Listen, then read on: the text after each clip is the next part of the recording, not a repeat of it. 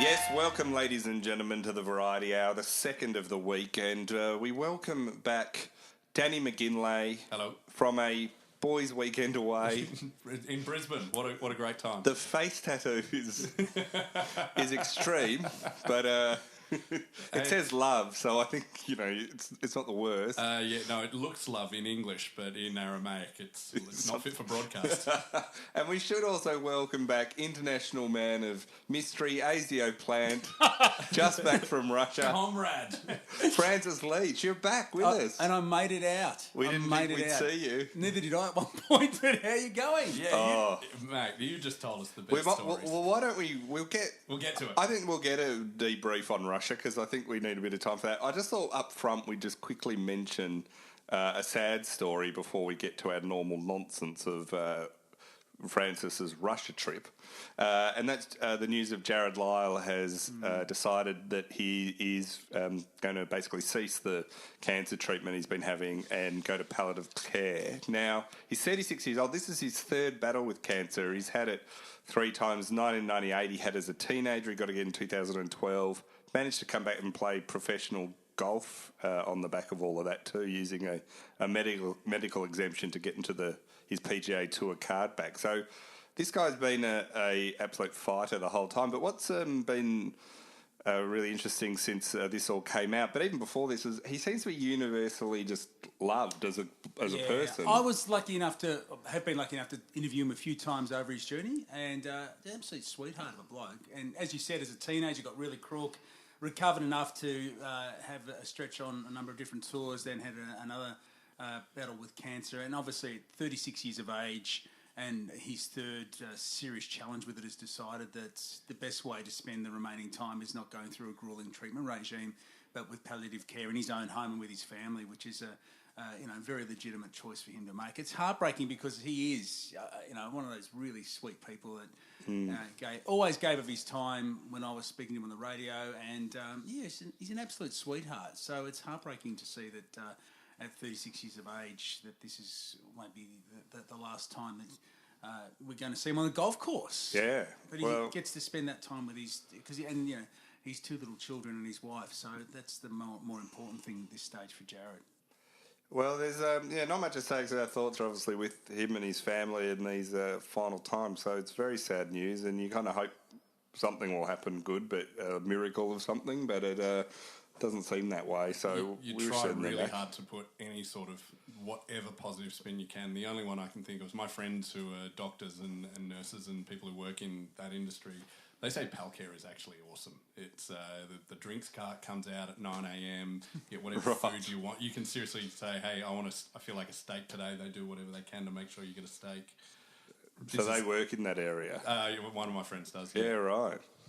Gee, that's a tough job too. Yeah, it is. But you know what it is? I've got other people who work in that area as well, and it's incredibly grueling, but it's incredibly rewarding also to help people on that last difficult part of their journey. And also to provide aid and comfort to their family that know that everything's being done for their loved one to actually navigate the most difficult time in their lives as comfortably as possible. So, and Jared will be surrounded by the love of his family, and that's something. And it's interesting because some people think that you need to fight to the end. You should be going another round of treatment and always couch the experience of terminal illness as a battle, and sometimes it's not. It's about acceptance as well, and understanding where things are at and trying to enjoy is not the right word, but trying to get the most out of your last days with the people that you love. So I think enjoy it. Yeah, you can do that too. Yeah, people do make that choice, don't they? Treatment isn't always the only option at this particular stage. I don't think you can really know what it's like until it's one of those experiences in lives that appears from the outside. Yeah. No, I'll tell you, I was going to say until it's happened to you, right. But until I lived through it. But no, it is, there's certain things in life, like some things you can sort of go, I think it would be like this, and you kind of, when it happens to you, good, bad or indifference, it's fairly like getting, you kind of go, imagine getting a new car's like this. You can kind of sense it. But there's other things like having kids and someone close to you dying and all those sort of things that are just, you have to kind of go through it. Yeah, the only way through it is through it. So we wish him and his family all the best on what lies ahead. Now, to another topic, you've been in Russia since we last spoke for the World Cup. And I think from following your podcast and hearing, and he's already got the foreign accent. From talking to you and listening to the podcast and everything, it sounds like you had both a incredibly fun time, but also a terrifying time. I just got a little bit strange at the end. Look, I was really keen. Like every party you go to with Francis. Felt like, you don't even realise that it's time to leave. It was time to leave. Look, we were making the World Cup Road Trip podcast, Tony Wilson and I, which was great fun. But we were really mindful, and in all seriousness, talking about it while we were doing it. Do we just go there and enjoy the experience? The match days were incredible. And we describe them like it's like going to watching the Socceroos at a World Cup's like going to 3 AFL Grand Finals in the space of 20 days. I mean, those days are big days. Right. Particularly during the group stage, the 3 games are consecutive. So the whole of the world of football is watching that particular game. So where did you go first? We started in Moscow. I was in Moscow for a week before we headed to the city of Kazan, which was a beautiful place. Like it's sort of in the south east of about 2 hours flight from Moscow, maybe a little less. And it's sort of that border between the Central Asian area and the sort of western part of Russia. Near the Stans? Yeah, not far. Okay. But it's that mix of east and west, and it's one of the few cities that still has a Kremlin, which is a walled city, a beautiful old. Is it a legit Russian city or one that they've conquered recently? No, it's in legit. the last. Which part of in the last 40 years? Yes. No, it's very much theirs. So we went there and watched Australia play France, and then on to Samara, which was fascinating because that was one of the closed cities that you couldn't get to during Soviet times because it was the home of the Russian space program and the aviation program. So you needed and they have internal passports to get in and out of cities back So then. even Russian citizens couldn't just rock up there? Unless you were working there, and if you were born there, you couldn't leave. A bit like being in Geelong. But yeah, that was fascinating because it has, very proud of their Soviet space program. And is the space program still run out of there? They've still got lots of the aviation stuff there, Yeah. the aeronautic stuff, yeah. And so what matches did you see? I saw all the Australian games. Yeah. I saw Colombia play England in the semi-final, Croatia, and also the German Sweden game. I was right behind that Tony Kroos free kick that won the game that day. Right at the end. Yeah, And what's the atmosphere of Russia in this, like, not just in the games, but just generally? Like, you hear all the stories, and you saw it probably with its best. Yeah, we saw the best face of it. No, Yeah. they were genuinely delighted. I think there's never been a huge influx of people from overseas the way there was for the World Cup, and so it's not an obvious tourist destination. And once you go there, and if you're into history and that sort of stuff, it really is. They were delighted, and they take a little while to warm up the Russians. Like if you're on a subway in Moscow, they give you Easter Island statue face. Like you get nothing. You can't read someone's expression, and it's generations of people have been trained not to reveal themselves by all their thoughts by the way they look at people. But once you get to know them, they're hilariously funny and delightful. We had a great time. And is their English good overall? Like you can travel around pretty easily? Younger generation, definitely. Yeah. Better, but no, yet. And did you notice from my time visiting when I went to... my wife's from Ukraine. We went there on our honeymoon. Did you notice how ridiculously attractive all the women are and all the men are pretty fugly? Yes. But as a middle-aged man, you just feel like, why wasn't I here 30 years ago? So did... It's worse on your honeymoon, trust me. What about the football stadiums? Were they all impressive? Yeah, they or were, they poured actually. the money into them? Yeah, no, they were all ready to go. Luzhniki, which is where the final was, is the home of the Moscow Olympics, and that's sort of been refashioned to be a football stadium. Spartak Stadium was a genuine old football stadium in the north of Moscow. That's where, obviously, Spartak Moscow play, and that was great for that. Who plays at Luzhniki? Is that CSKA? No one plays there. It's a national stadium. Like their Wembley. Yeah, it's like their Wembley. And, they're all great. Sochi was great, too, because it was the reconverted home of the Winter Olympics. Yeah. That was odd because in Sochi it was 30 degrees and it felt like you're in Cairns, and you think, the Winter Olympics. Well, that was always weird that they even had the Winter Olympics there. But they do have a mountain range not far away, which does have snow on the peaks. So it's one of those incredible places where you can swim in the afternoon and probably ski on the. Yeah. So, extraordinary place. Was there any fan violence at all you saw, or they'd crap? The World Cup. We were talking about this at the end of it. The World Cup is really much more of a festival coming together of people who love the game. We could fraternise with fans from all over the world. So the hooligans weren't out in force. And I think it was I've never been to a World Cup where that's been an issue. The Euros often are because it's a different vibe and you can just drive across the continent and you don't need a fan ID. Yeah. And anyone without a ticket can turn up, whereas it's a lot harder to do that. And that's where the problems usually come, is when fans who don't have tickets to games turn up in host cities, in places like Marseille, when there was between Russia and England in 2016 in the Euros. And that's where the trouble comes from. It's not from the people going to the games often. It's from all the dickheads outside who don't have tickets, who are drinking cans of Stella in the street looking for trouble. Have no intention of going to the Not game, interested. so they're not worried about being banned so much. We had so much fun. We had, early on, we had the Mexican fans, huge numbers of Mexican fans. They love it. And they played so well early in the tournament, and they were in our hotel, and the mariachi band breaks out at midnight. You're down there drinking tequila and vodka, pretending that you can speak Spanish. It's all that sort of stuff happens all the time. It's All right, let's go full sweeping statement, generalisation. Were Mexicans the best fans? Who are the best fans? Who are the best fans? And who are the worst? Who were the best? The Mexicans were awesome. We spent a lot of time with the Mexicans. The Peruvian fans on match day, I know we got walloped that day, we didn't play that well, but we were sitting with the Peruvian fans and they were fantastic fun. And they made a huge, huge noise. So I really loved hanging out with them. Well, how do you try and sledge the Peruvian fans? Oh, where's your llama, mate? How's Machu Picchu just going? racial stereotypes. How's Machu Picchu going? How's Machu Picchu going? Is it as and they respond with, as dead as your reef will be. Hey, fair enough.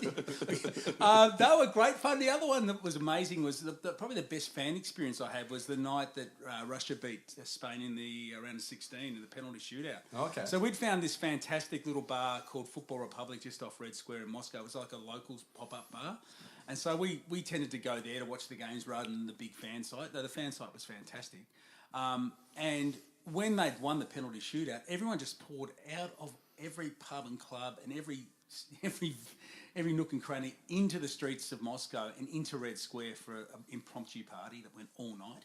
And the Russians don't like to do impromptu public gatherings. They like their gatherings well arranged, and so they just had to let it go. And I don't think the people that actually themselves had experienced anything like it. What, emotions? Yeah, they were allowed Because if to you're in express Spain or themselves. something, that's just called Tuesday night. Not in Moscow. And it was just fantastic. It was that sort of spontaneous party, and they were having the time of their lives, and we were just sort of we just joined the conga line. It was good fun. So who were the worst fans? And who were the best? Hang on, you didn't answer either of those. Look, I thought the Mexicans. I had a lot of fun hanging out with the Mexicans. So Mexico wins the Francis they World win. Cup, and who went out in the group best. stage? They had the best musicians, and they had a good time. Just say what we're all the thinking. Worst, the England Australians. fans. No, we're okay. But you know, when you travel, you always, if you're in like a hostel situation and there's... You just cringe a little bit? Well, Not a hostage situation. Not a hostage situation, but you can always pick an Australian idiot a lot faster than you'd pick like an Well, we kind of Argentinian. recognise them, don't we? You know, we know there's nothing exotic about them. No. No, they were pretty good. But there's that thing about Australian fans and Australian people. They just want to identify other Australians out and about. And you're just trying to keep a low profile. Yeah, I might be Australian, you might be Australian, but that's all we've got in common, mate. Just get on with the rest of your day. Look at that. He's forgotten the people. Don't be coming all Bazza McKenzie on me. There we go. Just be a sophisticated international traveller and get on with your day. You've lost the common touch, Francis. Unless they're wearing a sombrero, old gringo over here. Exactly. Why do you hate your own people? Self-loathing. No, but speaking of countries that he hates and governments that he hates, can you tell us, however much you want to tell us of it getting weird at the end? Yeah, Because it's getting weird at the end. Yeah, well, look, I've been working on a campaign for the last 8 or 9 months with a man by the name of Bill Browder. If you know who Bill is, you probably know his book Red Notice, which is about him being run out of Russia for raising issues. So he is Russian. No, he's an American-born Englishman who's a businessman who went to Russia in the early 90s. His family history is amazing. I won't go into all that, but he went to Russia in the early 90s as a venture capitalist with his company called Hermitage Capital. So he thought it was going to all open up. It did. He became one of the richest men in Russia by buying assets at a peanut because they were being sold off So cheaply and on behalf of his investors and making a fortune. He became so successful at it that he was, when Putin first became president of Russia in the early part of the 2000s, loved him because what he was also doing was exposing other dodgy deals and corruption within the Russian business system, which was, basically trying to cheat the real investors like him. And Putin loved that until Putin became ponied up with the oligarchs who were doing the dirty deals. Browder became the problem. He got booted out of the country. He was then charged with a $230 million tax fraud. His lawyer, Sergei Magnitsky, was defending him in Russia, was arrested, eventually died in jail after being beaten to death about a year afterwards. Browder became an activist, is an activist, and has a thing called the Magnitsky Act in Sergei's name, which directly targets human rights abusers not only from Russia, but other parts of the world, stops them from spending their money in the countries such as the United States where the law's been passed, having any assets, having to travel there, their families can't go there. Putin hates him. So I've been working with Bill on doing the same thing here in Australia, getting that same legislation passed here. I went to London. So you're just working with him on a little project to topple the government. Just to punish the Russian government, and you're in Russia. This didn't come up on the early episodes of the World Well, Cup I didn't podcast. want, didn't want to telegraph what I was doing. I do know a little bit of spycraft. I have watched The Americans. He's Australia's answer to Jason Bourne. Yeah, this is why I didn't want Australians going up to it. It was like, I am undercover, comrade. I am not part of this. Anyway, at this altitude, you can run for 30 minutes at full speed. So anyway, I went to London for the quarterfinal because I wanted to catch. So you left Russia? I left Russia for 4 days.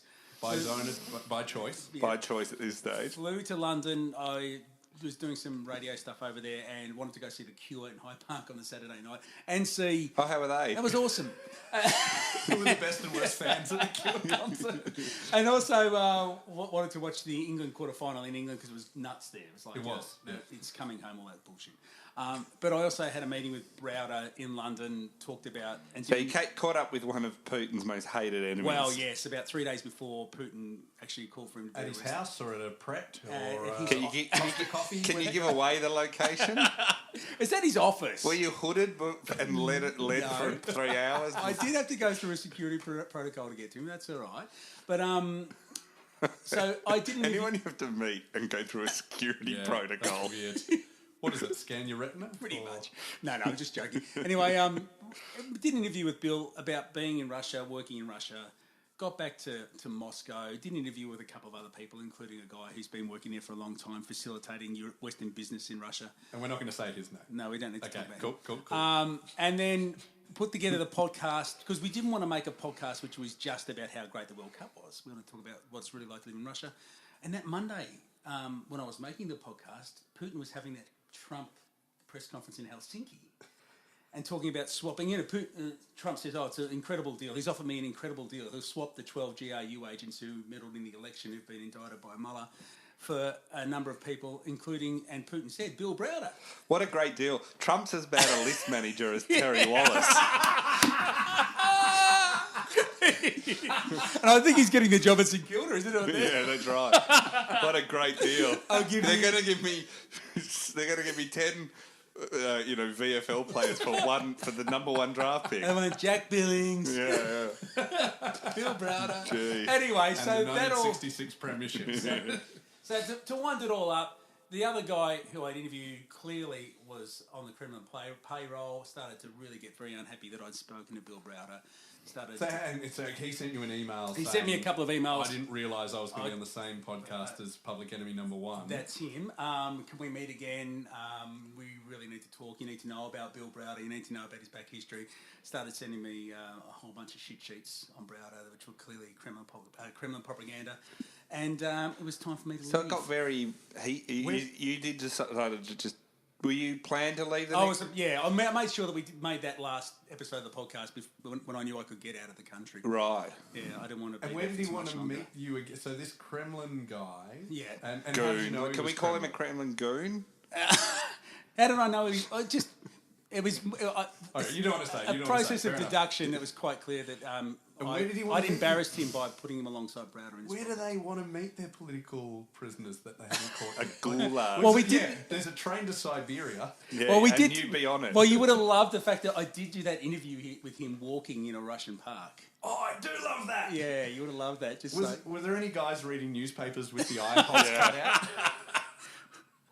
It was a little bit light. It was a bit odd. But anyway, have a listen to it. It's the last episode of World Cup Road. So it is genuinely, we can say it's good to have you back. Yeah. I feel very bad because I didn't know all this was happening. This is great. And as you well. tweeted, on Twitter, you were giving Melbourne heaps. You directing it at me. Because the you were, Saints knocked off. Yeah, after the yes. Saints beat you, and so I wrote back on Twitter, "Aren't you the guy that hates Putin?" And I didn't realise at the time that could have genuinely got you in a bit of trouble. So sorry about that.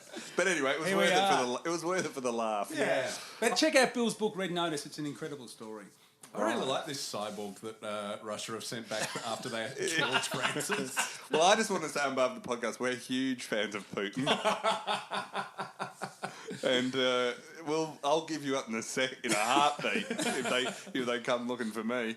All right, well, we just need your political international politics. Well, you did ask. Man, It's good. It's a great story. Anything we had. It's a great story. Seriously, whatever story's next is going to suffer. Check out the World Cup Road Trip, the final episode of the podcast. You can listen to the whole thing. Available at where you get your podcast. What's the name of it again? World Cup Road Trip, the final episode. Right, so that's where Listen you've to got all your... Now you can listen to it, imagining you... It starts with me in Red Square at the door of the Kremlin. And when you are listening to it, it is advised, have a cyanide pill under your tongue just in case. Well, getting to something Much even more more important than indeed. Russia and Trump, etc., is the AFL fixture. That's run by a different set of oligarchs. That's right, a much more serious... Who would be... Grant Thomas would be their number one. Who would be their number one most their hated? listed. Who would the AFL trade for 12 GRU agents? Yeah, who would be there? Because you would say... Well, I reckon it would be Stephen Dank would be on it. Yeah. These are the persona non grata. Russia, if you're listening, if you've got the 30,000 dank emails. James Hird wouldn't even be on it because they've said he's welcome back and everything, and so it's got to be kind Israel of people Folau. that could never come back. Israel Folau. Carmichael Hunt, Ricky Nixon. That's good. It would also be because it's hard to not be let back. Because I saw Channel 7 do something this week on Twitter and the socials talking about doing a fun interview with Stephen Milne. Yeah. And I was like, really? After he pleaded guilty to sexual assault? Well, Wayne Carey sits on their football show like the font of all knowledge. Yeah, but that's like what kids do when they go. You go, oh, you got caught doing this. Well, everyone's doing it. Doesn't change the fact that you did it. But I'm just saying that's the standard that they've set for I themselves. know, it's pretty low. So so it's hard to know, but I reckon Grant Thomas, Ricky Nixon, Brian Waldron. Wally, yep. Because he was at St Kilda. It's all St Kilda. Yeah, come on. What's Danny going on over there? McGinley. Yeah. Are you welcome at AFL? Yeah, they don't know who I am, really. It's just Whitten Oval. Things are a bit frosty. Well, they're going so well. Yes. So the fixture, I think it's fair to say, has been this year horrendous. We had the Carlton played every Friday night. Every Friday, Thursday night. That isn't one of those ones with the benefit of hindsight. We knew they were going to be not that good this year. Yeah, I remember complaining about that a year ago. Yeah. Remember 2 years ago it happened and everyone said never again. So last year they stopped it. But then they brought it back this year because they said, it's the way the fixture works and, we can't manage anything else. Meanwhile, they're putting things like the showdown, both of the showdowns, and the last showdown was one of the best. Are in... Well, the showdown in Adelaide is in the twilight. Yeah. 4:30 Was it start. free to wear as well? Wasn't there one of them that was It wasn't free to wear. It wasn't free to wear. And then Collingwood Richmond last week was Foxtel only. Oh, what a boon for them! That was an incredible game. Yeah, there's a few like that, and it's impossible. It's impossible to always know what are the good ones. According to the Footy Live app, both Derby and Showdown are both just on Fox. Yeah, and they're also in that bad time slots. But does that also reflect how much the paid television provider is paying, maybe in terms of fees, and that's their return now? If they've ramped up their payments, do they then get a bigger return or bigger? Well, they probably get a bit of a say, but when you look at it, if you're Channel 7, who still pay more, you look at the games they're putting on Saturday and Friday nights. just rubbish, and most of them were rubbish before the season started. It's not like you can look back and say St Kilda had a few Friday nights. That was fair because everyone thought they were going to improve. So, they're not... I'm not saying that the AFL fixturing guys should be...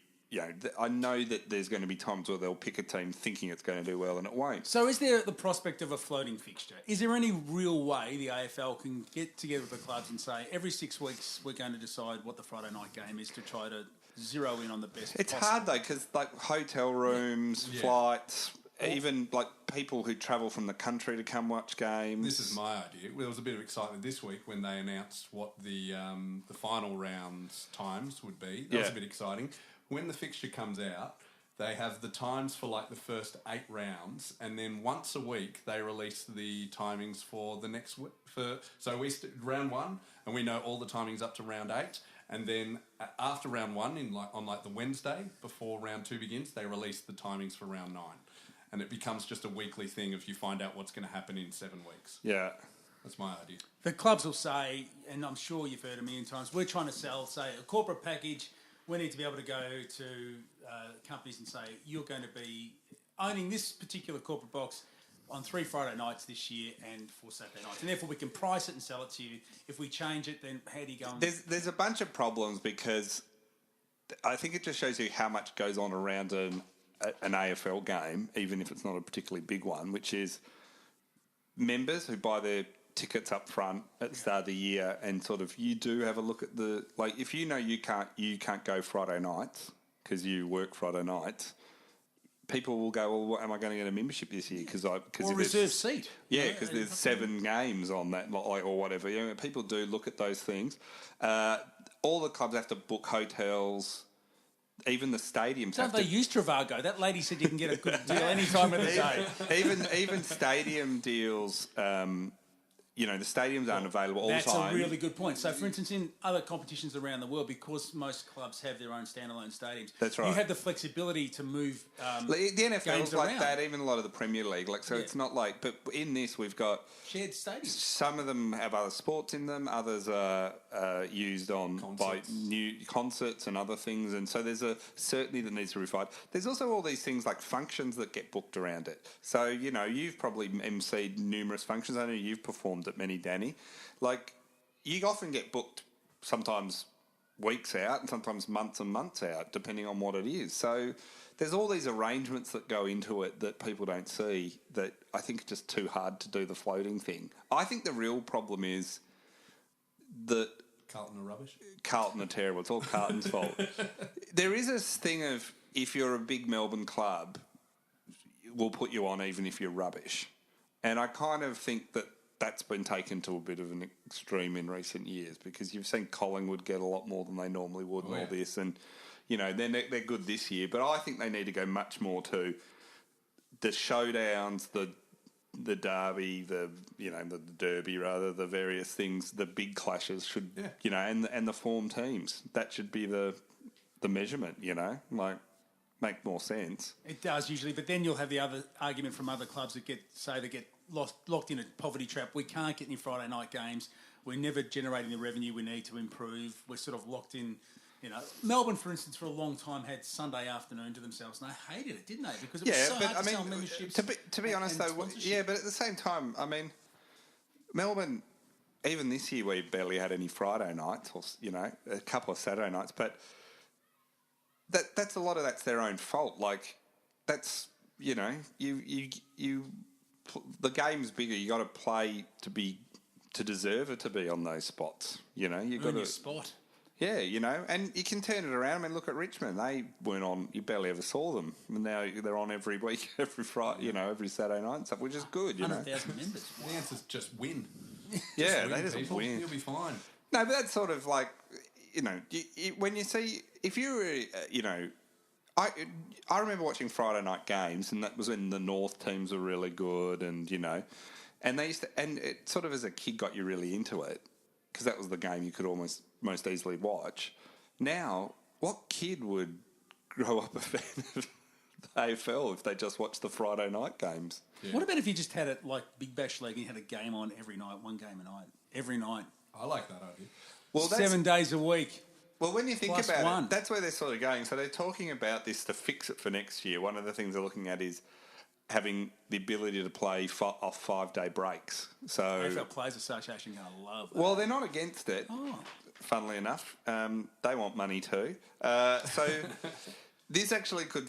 A lot of the problem they argue they have, more Carlton have had so many Fridays, is because of blockbusters and various things. The only time in the EBA you're allowed to have a 5-day break is around Anzac Day. So apart from that, they can't ever do them. And so that means you have problems when... Like the Anzac Day fell on a Wednesday this year. It made it hard, but just for other games and stuff. And they also want to do more Thursday night games. So this is your point of on every night. They want to have like Thursday, Friday, Saturday night, late Sunday night. They did try Monday night, but I don't think that'll. That didn't work. But Thursday night worked well for them because people are home. Thursday's the new Friday. Well, what about? Come on, what about the hospitality workers, the comedians? Tuesday afternoon football. You know, everyone is asking for it. Who works in those? What about late shift workers? The 6 a.m. in the morning. Now game? we're talking. What about a midnight match? So it'll be interesting to see if that happens. My problem is the season's so long already, and you start chucking this in, everyone starts being injured. You start going, is this a sensible thing? Talking of injuries, Alex Johnson is back this week playing for the Swans. Now, we were talking about this before we went on air. His last game was the 2012 grand final, and you said he had the last kick. He did. He had the last kick of that match, and. Yeah, no. So what exactly has happened to him? Obviously, he's a Swans player, so it doesn't make the news here in Victoria. He has not played for 2,136 days. Now, in that time, he's had 12 knee operations since his career started. He's 26, including 5 reconstructions over a 4-year period. Well, obviously his knees are, you would argue, almost not really up to the rigours of playing AFL. But you've got to remember when he was playing though, he was on the verge of being the next superstar at the Sydney Swans. Yeah, he was a great. He had a great grand final. He had a great grand final. And how driven is this guy to go through that? Like, I stub my toe when I give up on. I go back to bed for the day. Now, the amazing thing is, in that time that he hasn't played, there's been 4 different prime ministers. Nice. So he's in line for the next job. That's not that impressive anymore because they've changed prime ministers. So who was that? Gillard would have been still prime minister then. Yeah, so it would be Gillard. Well, then Gillard, then Rudd again. Back to Rudd. Abbott. Yeah, Turnbull. 4. He's also means the Swans have gone on and played 143 games since then. Tom Mitchell had yet to debut, and Bontempelli hadn't even been drafted. Good God! When he played his last game, Daniel hadn't been born. So that's pretty amazing, isn't it? Man, wouldn't it? And just remember 2012, we hadn't gone through the horrible Hawthorn three-peat. They were simpler times. Richmond was still a joke. God, they were. Dane Rampy came in as a result of him being injured, of Johnson being injured, and has now played 133 games. Wow. So it just shows you how much he's missed, how much footy he's missed. So good luck to him. I mean, it's just amazing. He's even still wanting to do this and go the back. club have kept him on the list that whole time. Yeah, no, that's impressive. Yeah. That's another thing. 6 years of not being able to play. I feel invested in this now. I can't watch him play.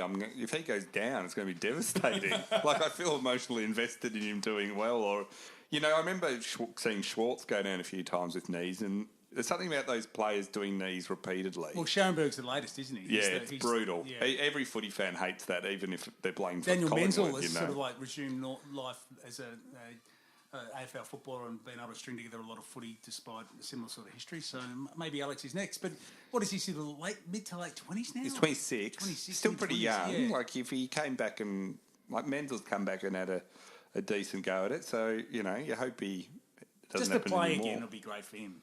Yeah, is he going to do like the Jason McCarthy and then stop? Yeah, just play one game, kick the winning goal, go. Now I'm retired. That's it for me. Swans need him to kick the winning goal because, from what I can tell, they've hit the wall hard, haven't they? Oh yeah. Getting into some just things in the local A-League and football. I saved these for the Thursday podcast because this is really in your wheelhouse, both of you. Well, one you mentioned before we came on. Are we talking Russian spies? For the Russian spy here. You a double agent? How do we know? You do like vodka. You don't We'll never know. Now, your football team has suddenly been pulled off air in Australia. No, not just my football team, my entire football league.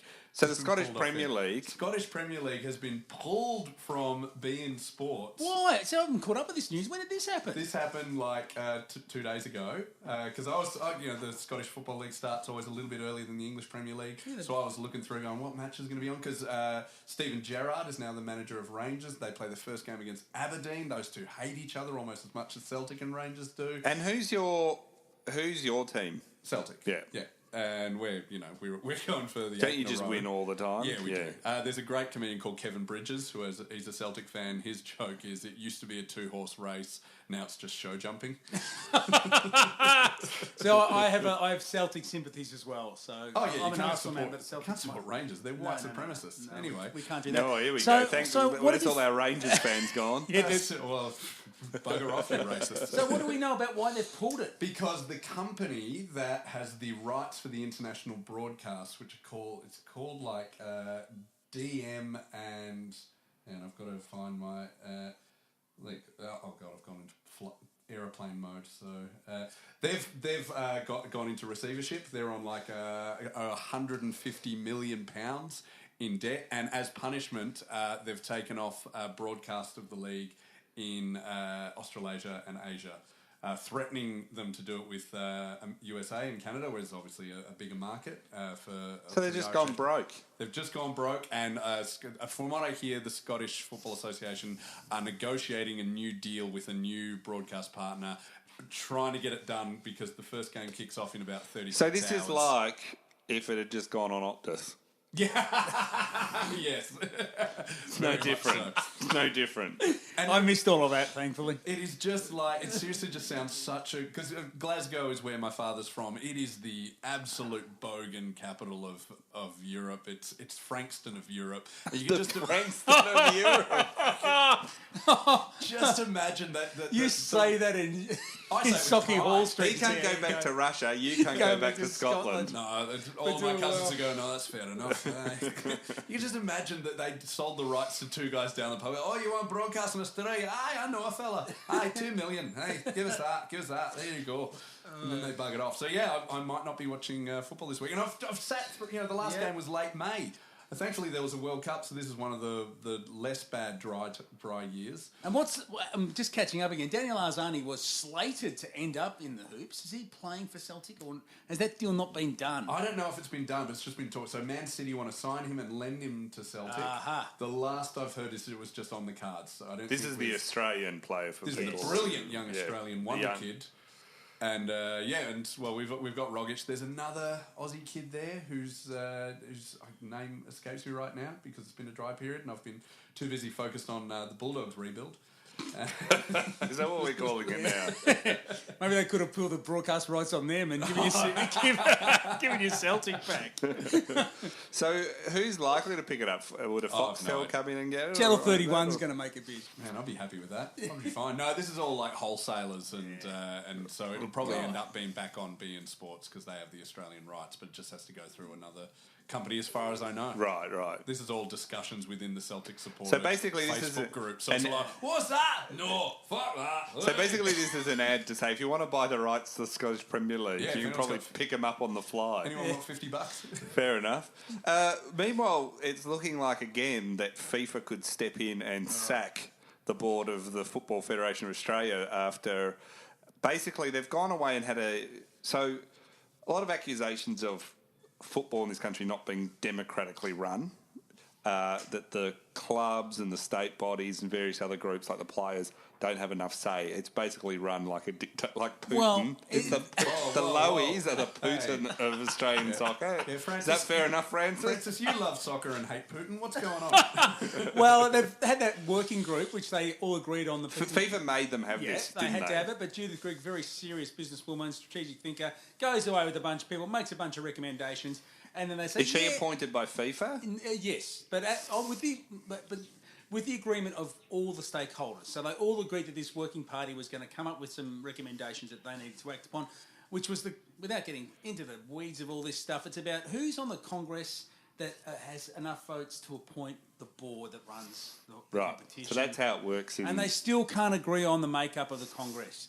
And it's, once again, they're saying, the FFA is saying it gives the A-League clubs too much power and not enough to other stakeholders in the game. And everyone else is saying, but hang on, this remains simply the domain of the Lowy family and their acolytes who they appoint to the board. And they've had the recommendations given to them this week, and they've gone, we've got 3 different federations that are going to say no to it, so we're back where we started. All the smaller states and territories seem to be against it. Yeah. Against this new lot, and the FFA against it, because the FFA seems to be the main animosity is between the owners of the A-League clubs and the Football Federation. The A-League clubs say we generate most of the revenue for the game at the moment. But and we also own these teams, so we've put money in to buy them. We've got skin in the game. We haven't got enough say in how the game's run. The FFA is saying back to them, you are a key component, but you're not the only component. We don't want to hand over the ownership of our game to a bunch of individual owners who can then decide the future of football, which is bigger than just the A-League. So it's an absolute mess. FIFA is, I think, they're going to call FIFA. FIFA going to have to call their bluff and then put so their in their own FIFA is saying possibly if you can't all agree, we'll sack the current board, appoint our own. We will. So you got to worry when FIFA are the adults. You really do. Are the grown-ups in a conversation. So we could have Sepp Blatter living here in Australia. Do you think FIFA have said, well, if you guys can't work this out, we'll sack the board and then people will have to bribe their way onto the new one? Is that how it works with FIFA, basically? Are FIFA any cleaner than they were? I would say no. I think Infantini is... I think then you go, it's a little bit better or something. No. Really? How do you know? Do you need a corruptometer? Yeah, plug it in.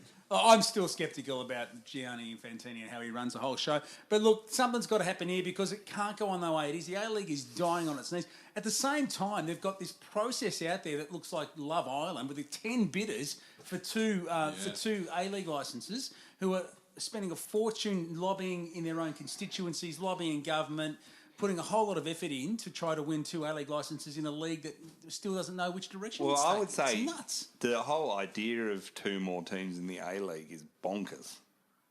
Well, they need to. Is there too many at the moment, is there? Well, I just don't Do you think A-League should just be Melbourne City, Melbourne Victory, and the 2 Sydney cities? No, I just don't think... I mean, financially it doesn't stack up for even some of the major clubs in the A-League at the moment. So they're all struggling. And the crowds are all going the wrong direction. And I think adding 2 teams is just going to be... We're going to have a Gold Coast United Fury situation again in 2-3 years, which is they're going to have to fold some of those clubs. Unless they do the smart thing and bring in South Melbourne, which has got a ready-made supporter base, that'll create another rivalry. Yeah, but even Western Sydney Warriors got that initial... Wanderers got the excitement at the start and then it dropped away. It's dropped away pretty quickly Once they since get their stadium back, it should be... No, they're a very solid club. I think expansion is the only way. You need to grow the number of players playing. Do they have the strength, financial strength to do it, though? Well, you're amazed at the number of bidders who are prepared to put up very substantial proposals. Yeah, but I'm never surprised about... It's like people still want to buy NBL teams. You've got to have money part of the reason why the A-League doesn't... The minute someone wants to buy a sporting club, I'm instantly like... And they're meant to be like a smart business person. Yeah. I'm instantly like, you are not a smart business person. The A-League needs more clubs. It needs more variety. It can't keep going around with 10 teams, each playing each other 3 times a year. They've got to at least try to grow the game. Are you for promotion relegation? Eventually, not yet.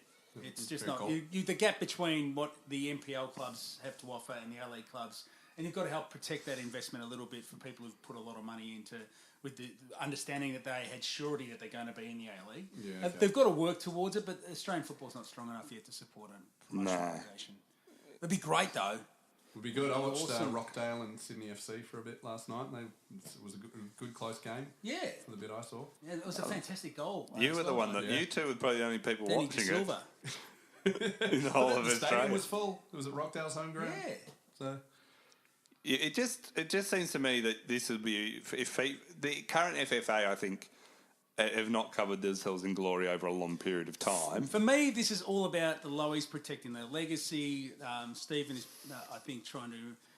it has become a point of pride for the family that they're in control of the game, and it's just unhealthy. See, I think the thing that has happened with football is after the Crawford report in 2003, it got to the point where the game was so broken that it actually needed almost a dictator to come in and say, this is what we're going to do. There's no debate. There's no, I've got the government behind me. I've got the money behind me. I'm going to clean up the game and get it onto a good footing. It seemed like they haven't been able to then work through, as the game a few years ago was actually going quite well, make that transition then to, okay, well, that worked. We're now on the right path. How do we transition to a more democratic, more what's life inclusive, beyond the lowies, beyond that approach? Because that approach is it was almost like they were on a wartime footing, and where the whole everyone needs to be going in the one direction or it all falls apart. And it seemed like they couldn't handle, once it was sort of the game was fixed, it seemed like they couldn't handle the peacetime, and they're still fighting it like it's a war. Back to where we started again. Yeah. It's nuts. So we need the lowies, is what you're saying. Well, the problem is, anyway, so it... is there another lowie that could take over? Yeah, see, how old is children? Game of Thrones style? Because that's the thing. It's never good when things are passed on like that through in a hereditary way. Yeah. One of them needs royal to marry family, a case in Meghan. point. They need to marry a Meghan Markle to refresh the brand. Melbourne Victory have signed Japanese megastar. Is it Kazuki Honda? We'll go with Or how do you pronounce it? Kazuki, we'll go with that. Hey, so tell us a bit about him. This is apparently going to be announced on Monday officially, but it's all being reported. Apparently he's being signed, and it's for $2.9 million, with a lot of that money, $1.3 million, coming from the Victory, and the rest coming from the Marquee Fund, which I think Fox Sports put some of that money in. Yeah, and the FFA. Well, it's interesting. Danny's a Victory fan. So Victory haven't done this in the past. Their marquees have always been players who've come in at a lower profile. Maybe right. Barisha was the only one, but he was sort of internally from... He was already sort of established in Carlos Hernandez, these guys. So this is the first time they've gone for an out-and-out... Oh, no, Harry Kuehl. Harry we went for in 2011, and it didn't work out that well, but that's because they signed Harry Kuehl when we didn't have a manager. Yeah. So suddenly... The Jim Magilton years. Mehmet Durakovic was the first one who had to try and build a team around Harry, and... I'm genuinely excited, only because I love Honda. Tell us a bit about Honda for people who have no idea who he is. Best way to explain it, I've been doing it to my non-round ball friends, is he's the Tim Cahill of Japan. He's the guy that during the World Cup, he's 32, so he's getting on a bit. I mean, he's not too old. No, he's not too old. He's still got a couple of good years, and he'll definitely dominate at A-League He's level. 38. How old is he? He's 32. He's 32. And but he's the guy who would come on as a sub and score every time. He's been at Liverpool for a long time, and was he in Italy? He played. Which German club was he at? He's played in the Bundesliga. He's played in Italy. He's played AC Milan. He was at, I thought so, which he was well known at. CSKA Moscow. And you're right. So he's on a sort of downslide, and I guess A-League, and then he'll probably finish his career at his home club in Japan. But I love Japanese football. I think it's really one of the most underrated countries. My favourite footballer of all time is Shunsuke Nakamura, who scored amazing. You just like saying that. I love saying it. He played for Celtic right as I got into him, and oh man, I do love saying Shunsuke Nakamura. I also love hearing Glaswegian Nakamura. It's just Shinsuke Nakamura. Isn't that the corporation in Die Hard? Nakatomi Plaza. So this is a big get for Victory, and a few things like this might boost the league a little bit, because they've been desperately trying to sign some big names and have struggled a bit. Well, the Usain Bolt thing was just Is that dead in the water, though? I hope so. It was a 6-week trial. Yeah, and it's at Central Coast. This doesn't matter. It's not a real team. 6-week trial, that's what you get for a murder charge. That's true. Yeah. But no, it's the wrong idea. It's the wrong road to take. He might be fine as a footballer, but the A-League needs to concentrate on players. You're talking about Bolt, not Honda. No, Bolt, yeah. Concentrate on players who are going to leave a legacy, going to be here for a while. And they've got it wrong so many times before. The David Silva thing, the David... 4 games. Yeah, it's just things like that. They've just got to make sure they get these things right. Yeah. Del Piero was pretty good. Del Piero was great. Yeah, he delivered on his promise. And fans came for see. And he delivered. Dwight York in Sydney's opening season. Well, they won the first title. It's happened well. A couple of times it's been great. Other times it hasn't worked. Was it Michael Emil Heskey? Heskey. Emil Heskey, he played for a few. Robbie Fowler. Robbie Fowler. William Gallas at Perth Glory. Wow, what was that about? Was it Michael Essien who was signing the contract to play for Victory? Yeah. And then realised Melbourne wasn't as hot as he thought it was? And really? He pulled out. He quickly checked the weather app. Yeah. But yeah, it is different for Victory. They're normally about a cohesive side, but Victory have been. But is this one of the problems with the A-League in general? Is that Victory won the title last year, and more than half of the squad that they assembled to win that trophy have left through different means. You know, Bruce has gone for a contract overseas. His last big payday. Reece Williams has gone. James Donachie's gone. All these players. Milligan's gone. The turnover is just so hectic. It's hard to have a legacy when it's an entirely different team that steps out the next year. Well, and to be fair, Victory should not be champions. We were like 29 points at the end of the season. We had a good final series, and probably the rebuild was going to happen anyway. We accidentally won the grand final. Stole a trophy on the way out.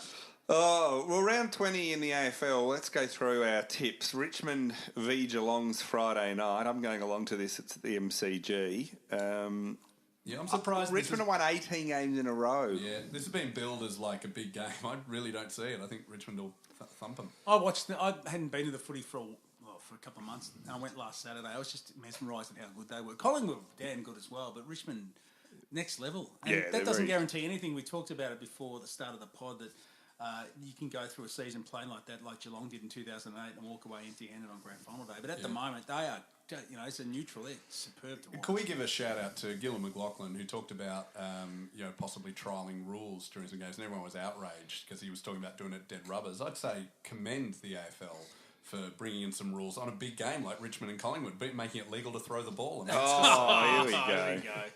You guys think it was a goal, do you? Yeah, absolutely. Yeah, it's a goal. He threw it and hit his boot. Well, actually, Serge read out the rule on the podcast on Monday. Right. And of course, I listened. And it totally is a goal. Like, if you read the rule, it's totally a goal. I turned into John Goodman in Big Lebowski. As the whole world gone crazy. Am I the only one who gives it? You just hate happiness. Well, the funny thing about Geelong, and I say this as a Melbourne supporter, we've almost beat them twice. One, we missed the shot after the siren to lose, and the other one is they kicked one after the siren. If they'd have lost those two games, Geelong wouldn't even be in the finals hunt. So that's where it's kind of, they are eighth and they're hanging in there. But I think people just know the quality of some of the Geelong players, so they look at it and just go, you just never know. You just never know. But I think Richmond is a better team sort of process than Geelong do. So I'm tipping Richmond. I'm assuming you guys are. Yeah, Hawthorn, Essendon, these are two teams. They've got a bigger rivalry than Andrew Bolt and the plastic bag ban. Never so heated as this one. It actually means something. I think Essendon are like about 11th now, but they've won. They're on a roll. They've won on that so-called form ladder. On that form ladder, there's no one better. So they are genuinely a very good side. So you suddenly look at Hawthorn. I'm not sure about Hawthorn. They've got a pretty good run home. This is probably one of their hardest ones. Yeah. And they've got a real chance of making it through. So good game. Both teams in good form. The Hawks, just cruised around Freo. Stadium. That was terrible. Freo, terrible. Yeah. I think Essendon.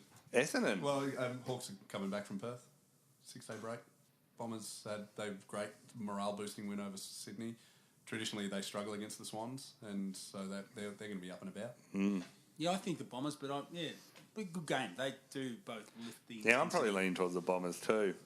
I still find it hard to tip against Hawthorn. Yeah, Be careful what you wish for.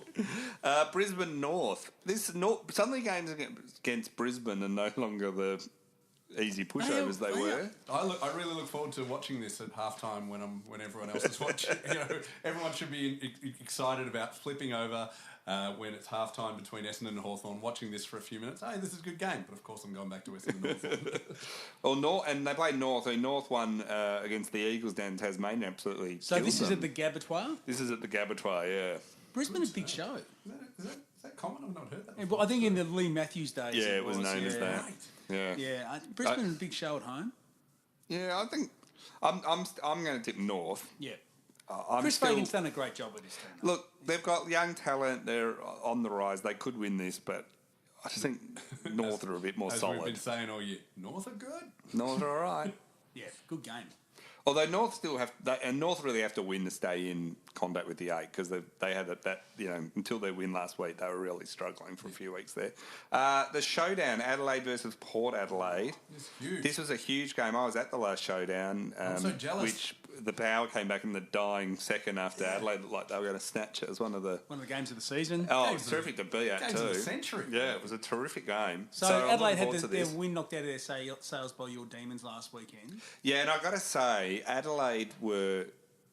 I mean, Melbourne played that first half really badly. Like every time Melbourne got the ball, they fumbled it and they never picked the ball up clean. You know, when you see your team doing that, and so the fact Melbourne could hang around, get back into it, and When you see your team doing that, Titus, Francis and I support St Kilda and Bulldogs. and so Melbourne did not play well and still managed to get back in, and then they just destroyed them in the third, and then Adelaide came back in the fourth, close enough to almost give me a heart attack. But Port have been up and down, but with Ryder in, I think they're very different. I'm tipping the Power here. Adelaide just something not quite right about them at the moment, and people forget. There's a lot of criticism of their pre-season camp, but they also had lost. They've lost a lot of talent in the last. Like they've lost Jake Lever. I know he's injured now, but they lost him. Charlie Cameron also injured. So even the players they trade away get injured. They've lost a lot of talent in the last 3-4 years. Imagine all those players had stayed. How good they'd be. Yeah. Yeah, Port for me. They're top 4 at the moment, aren't they? St Kilda Bulldogs. Oh, Danny versus Francis. Here we go. All right. Should we put a bet on Francis? Gee, this is a Saturday night game. Is this the televised one on 7 or is Sydney Collingwood? Oh, that's sensible. Yeah. So this is the this is the game. BN Sports are going to put in the Celtic FC file. So this is at Etihad Stadium. Are you both going? Yes, I'll be there. No, because I was in Brisbane on the boys' weekend last week. My wife's going out, so I'll be at home watching from the television, looking at the TAC Cup form guides. Yeah. Well, the Saints last week once again didn't play badly. I mean, they 40 entries to 17 at half time and only kicked the 2 or 3 goals. Look, they will give effort. If they give effort, they probably go close to winning. Their finishing again is just awful. Yeah, I'm fairly certain we're tanking. So yeah. So maybe I'm tipping the Saints, but football's going to be the loser. Yeah, again. Sydney v Collingwood. Sydney are Collingwood will win. Up at the SCG too. Collingwood always play well in Sydney. Sydney are 4 and 5 for home games this year so far. I know. Really I've been a couple this year up there, and they're terrible. Yeah. So Collingwood, I was really impressed. And they almost lost to North. They did lose to North. Sorry, I was there when they played North. They lost that. Collingwood were fantastic last week. I really enjoyed watching them play against Richmond. If they'd not had so many injuries, it could have gone. The injuries have to take their toll. They are amazing that they keep coming back like that, but. Swans, outside of Franklin, who kicks a winning score for Sydney at the moment? Alex Johnson's got to come in and kick 6, does he? That's his mission. That's right. Good luck, Alex. Does Isaac Kenny get goals? No, Pat Lee, a few of those guys, not Rampy, Ronky and stuff like that occasionally, but they're too inconsistent. They're not consistently. So it's their Alamo in a way. They need to win Sydney, so this might be their one last push. Well, the only thing I think is if you're a Collingwood fan, you've had a few injuries, you've had some terrible ones last week, all those sort of things. You go out to Sydney suddenly have, this player coming back that everyone is going to want to win for. Yeah, this is the sort of game Collingwood would lose. Good point. That you could. So I'm tipping Sydney. I just think they're going to have that, but I think I'm over-calculating that, thinking Sydney are still good and they're not. Yeah, I think they're...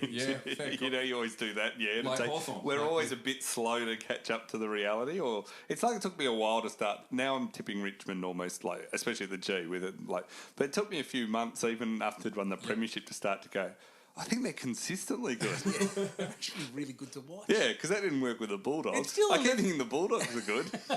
So did I. Carlton GWS. Giants will murder them. Yeah, I think this is. Do you know what's weird about GWS? Sleeping Giants. Oh, they are.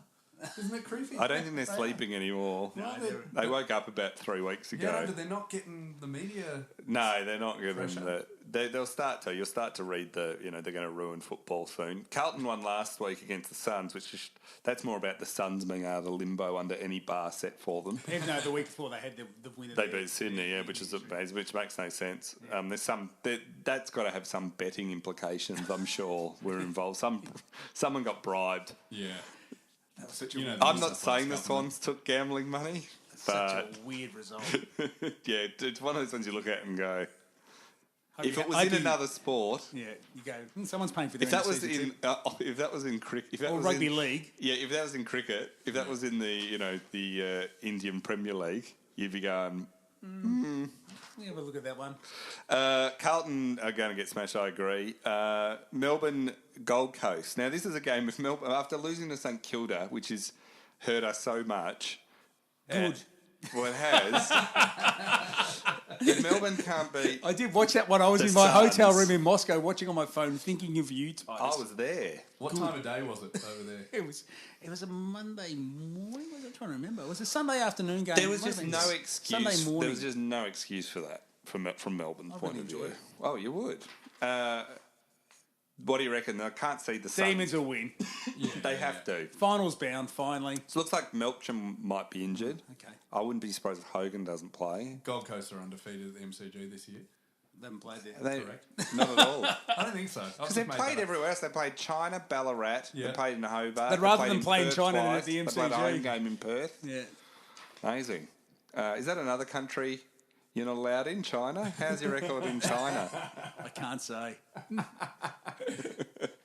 I can neither can or cannot confirm. The Eagles take on Freo in the late game on Sunday. How does Ross still have a job? Just thought I'd put it out there. To me, I am genuinely I started writing in the last 6 months, especially, not just how badly their rebuild and everything going, but just the awfulness of their style of game. Like they rarely get above 60 points in any game. He plays a style that I just don't understand how it's even going to get close to winning something. And he just... The lack of... If that was a Melbourne side, he was a Victorian side, the media outcry would be huge. So I got a bunch of Freo people responding to me, half basically going, you're being really harsh on them, they're not that awful. The other half going, you're not being harsh enough on them. Oh, so really? I don't know where I was in Perth a couple of weeks ago, and I went to a pub to watch Freo v Essendon, and hoping to talk to some Freo event. There was none there. I met one, Right. and he said, "Yeah, no, we've given up on this season. The only thing that was making his mates come to the footy was watch Fife's Brownlow year, but then he got hurt or suspended or Right. whatever, and, So what did they think? What did this focus group of one think of Ross Lyon? He was pro. He was. No, he got us to a grand final. That's enough. Keep him around. Yeah. So right. his 15-year contract still has 13 years to run. Yes. So He's to duration. 2020. So his rebuild would want to really start picking up pace next year, you'd have to say, wouldn't you? Well, you'd hope so. Well, if you're a Dockers fan, you'd hope so. Yeah, so we're not hoping Being so. able to pick up wins in Perth is nice for a lot of the other teams. Get them where you can. So I think we're all tipping the Eagles there. We are. After how badly they played in Tassie last Yeah. week, they're going to Oh, want there are too many long sleeve jumpers. Did you see all run out in long sleeve? It was too cold. Are for them. you anti-long sleeve? Well, I think it speaks of a mindset. What of? Well, it's cold. your Just- arse I remember Jimmy Bartell, that terrible player, because he wore long sleeves. Michael Tuck, Stiglitz, or yeah, Lane. terrible oh, they're player. exceptions to the rule. It's too cold for the Perth boys in You Hobart. could say They there's a played lot more bad players who've played in short sleeves. Oh, let's do that. Audit that.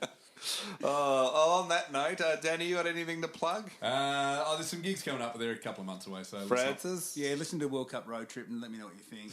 Final episode. And I'm in... Got out of the country alive. Francis will be appearing at a gulag in Siberia very soon. And I am in Hobart on Saturday night doing a show at Same difference. Jokers. Yeah. No, I love it down Hello, there. Tasmania. And I think there's a couple of tickets left, not a lot. So if you want to come on down, Is it just go you, online or and get a ticket. Is there some Tassie comics on? Is Gavin Baskerville on? Just me. Oh, let's do some. Thanks. What a great plug. On that note, we'll see you next week.